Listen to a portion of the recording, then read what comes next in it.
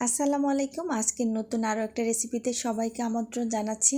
আজকে পোয়া মাছের একটা বড়া রেসিপি সবার সাথে শেয়ার করছি। গরম গরম ভাতের সাথে পোয়া মাছের এই বড়াটা খেতে কিন্তু অসাধারণ মজা লাগে।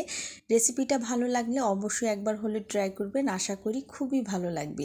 রেসিপি তৈরি করার জন্য এখানে আমি ছোট সাইজের পোয়া মাছ নিয়েছি। মাছগুলো খুব ভালো করে কেটে ধুয়ে নিয়েছি। এবারে বেশ খানিকটা রসুন কুচি করে কেটে দিয়েছি, সাথে পেঁয়াজ কুচি আর কাঁচামরিচ ফালি করে কেটে দিয়েছি। এবারে শুকনো উপকরণগুলো দিয়ে দিচ্ছি। পরিমাণ মতো লবণ দিয়ে দিলাম, 1 চা চামচের মতো হলুদের গুঁড়া, 1 চা চামচ লাল মরিচের গুঁড়া আর 1 চা চামচ ধনিয়ার গুঁড়া দিয়ে দিলাম। সাথে রসুন বাটা দিয়েছি 1 চা চামচ। সব কিছু একসাথে খুব ভালো করে হাতের সাহায্যে একটু মিশিয়ে নিলাম। মশলাগুলো ভালো করে মিশানো হয়ে গেলে এর মধ্যে পরিমাণ মতো একটু তেল দিয়ে দিলাম। তেলটা দিয়ে আবার একটু ভালো করে মিশিয়ে নিলাম। এবারে আমি মাছগুলো দিয়ে সবগুলো উপকরণ একসাথে আবারও একটু ভালো করে মাখিয়ে নিলাম। এবারে বেশ খানিকটা ধনেপাতা কুচি দিয়ে দিলাম। এই বড়াতে কিন্তু ধনেপাতা কুচিটা দিলে বেশি মজা লাগে, ধনেপাতার সুন্দর একটা ফ্লেভার আসে। এবারে কচুর পাতার সাহায্যে কিন্তু আজকে আমি এই বড়াটা তৈরি করব। আমার কাছে কচুর পাতা দিয়ে পোয়া মাছের এই বড়াটা বানালে বেশি মজা লাগে। লাউ পাতা বা চাল কুমড়ার পাতা দিয়ে বানালেও কিন্তু এই বড়াটা অনেক মজার হয়, তবে আমার কাছে কচুর পাতারটা বেশি মজা লাগে। তো একটা কিন্তু বানানো হয়ে গেছে। আপনাদের সুবিধার জন্য আমি আরও একটা বানিয়ে দেখাচ্ছি।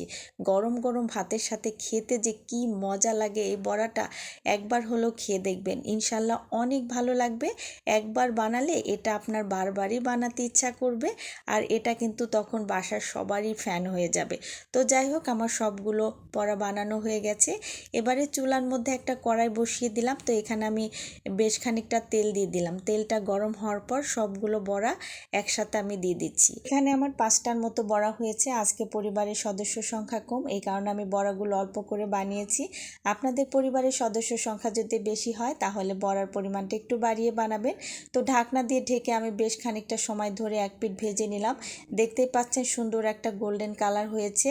তো একইভাবে সবগুলো বড়া আমি উল্টিয়ে দিচ্ছি। একটু সাবধানে উল্টাতে হবে যাতে বড়াগুলো ভেঙে না যায়। তো একইভাবে কিন্তু আমি এপিট ওপিট করে বড়াগুলো ভেজে নিব।